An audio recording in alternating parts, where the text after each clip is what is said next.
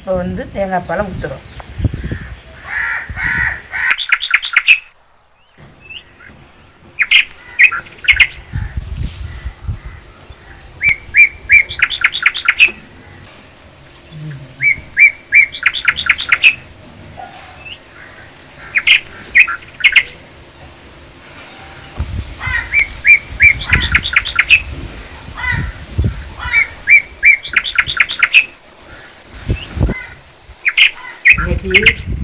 உனக்கு இந்த கறி வாங்கினது கீழே இதில் மிளகு கறி போட்டு தரேன். கோழி கறியில் மிளகு கறி போட்டு தேங்காய் பால் ரசம் வச்சு தரேன். நான் சொல்கிறதெல்லாம் நீ செய். முதல்ல இந்த காம்பு வந்து நம்ம வெந்தயக்கீரை போட்டிருக்கோம்ல, அங்கே கொண்டு இதை ஊண்டி வைமா. கேச்சப்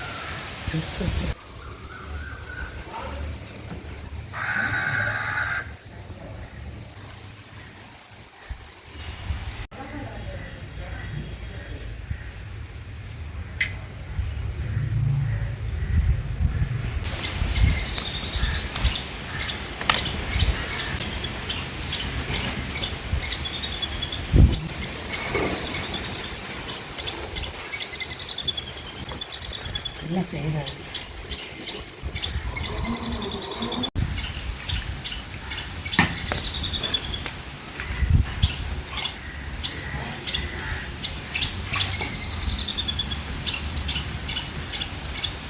கறி செய்கிறதுக்கு சட்டி வைக்கிறேன். பிஸ்மில்லா.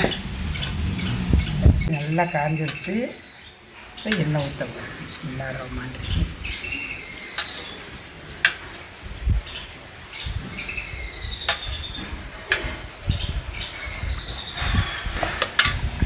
மிளகு கறி செய்கிற கோழியில் மிளகு கறி செய்கிறதுக்கு இஞ்சி பேஸ்ட்டு, மிளகு சீரகத்தூள், மஞ்சத்தூள், மிளகாப்பொடி, இது 4 மட்டும்தான்.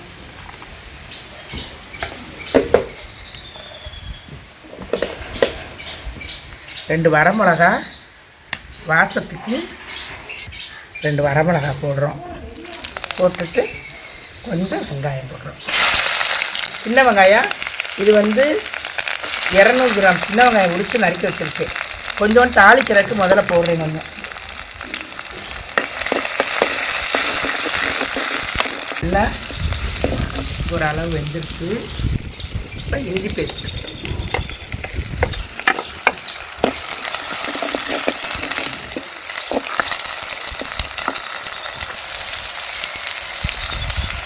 உப்பு தண்ணியில் அலசிட்டு வந்துட்டு கொஞ்சம் நல்ல தண்ணி ஊற்றி கொஞ்சம் அலசிக்கிறோம்.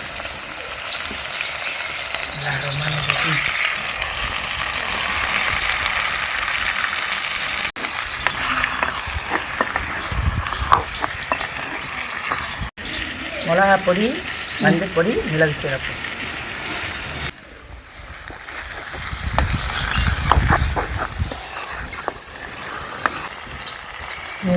உப்பு வச்சு கொண்டு வந்து கொஞ்சம்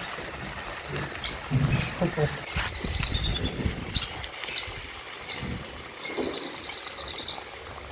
இப்போ கறி, உப்பு, மசாலா போட்டு வேகுது. இது வெந்ததுக்கப்புறம் ஒரு 10 நிமிஷம் கழித்து இந்த வெங்காயத்தை அதில் போடணும். போட்டு கொஞ்சம் வேகவும் அனலில் போட்டுற வேண்டியதே. மிளகு கறிக்கான வேலை முடிஞ்சிருச்சு.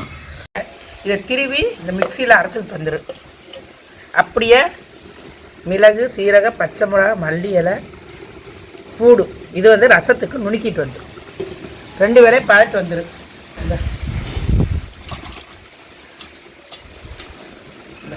இந்த கருவேப்பிலை இதை நுணுக்கிட்டு வந்துடுங்க. அவ்வளோதே. நல்லா தண்ணி விட்டு வெந்துருச்சு. இப்போ வெங்காயத்தை போடணும். சின்ன வெங்காயத்தை போட்டாத்தே அந்த கறி வாசனையாக இருக்கும். நல்லா இது பூரா வெந்து மையாயிரும். இது வர்றதுக்குள்ள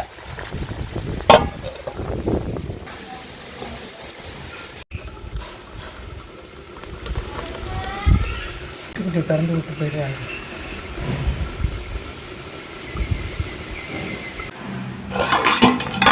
அதெல்லாம் நிறையா இருக்குது.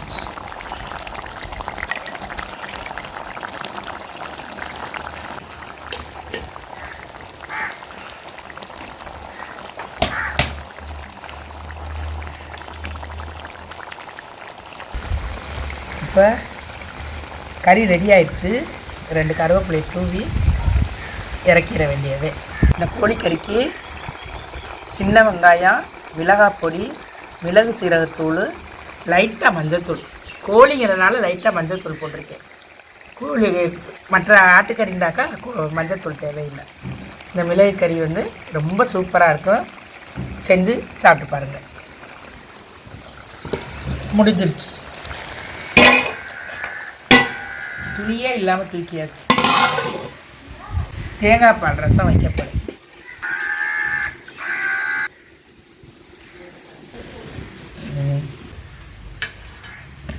ரசத்துக்கு புது சட்டினால கூட கொஞ்சம் எண்ணெய் ஊற்றுறேன். 2 கடுகு வெடிக்கட்டும்.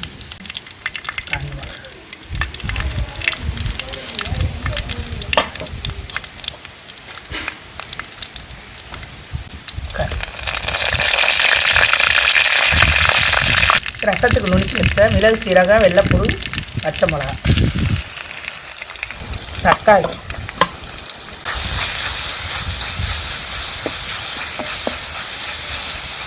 சீரகம் நல்லா பொரிஞ்சிருச்சு. இப்போ தக்காளி பிணைஞ்சி வச்சுருக்கிறத ஊற்றுறேன்.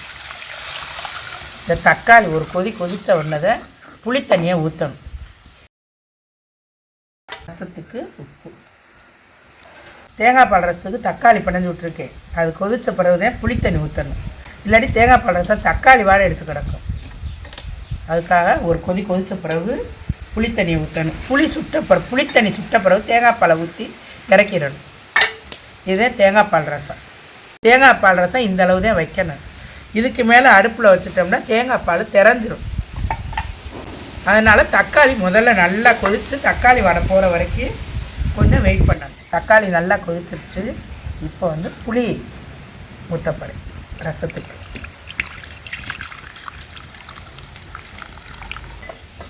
புளி தண்ணி நல்லா முறைச்சி வரும்போது தேங்காய் பால் ஊற்றி இறக்கிடணும். மல்லித்தலை தூவி முறைச்சிருச்சு. இப்போ வந்து தேங்காய் பாலை ஊற்றுறோம். சட்டி பத்தல்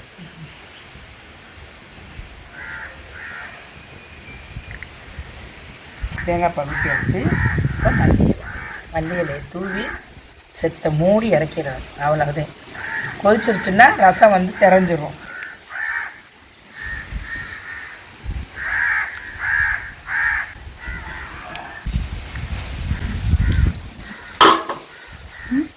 அப்படி இருக்கு தேங்காய் பால் ரசம். லைட்டாக இருக்கு உப்பு போடணும். 2 உப்பு. இன்னைக்கு தேங்காய் பால் ரசம், கோழிக்கறி, மிளகு கறி, கோழிக்கறி, மிளகு கறி, தேங்காய் பால் ரசம். இன்னைக்கு எல்லாரும் சாப்பிடுவாங்க. அப்புறம் நீங்களாம் சாப்பிட்றீன்னு சொல்லாதீங்க. மச்சிமாருங்க, அக்கா தங்கச்சிமார்கள்லாம்.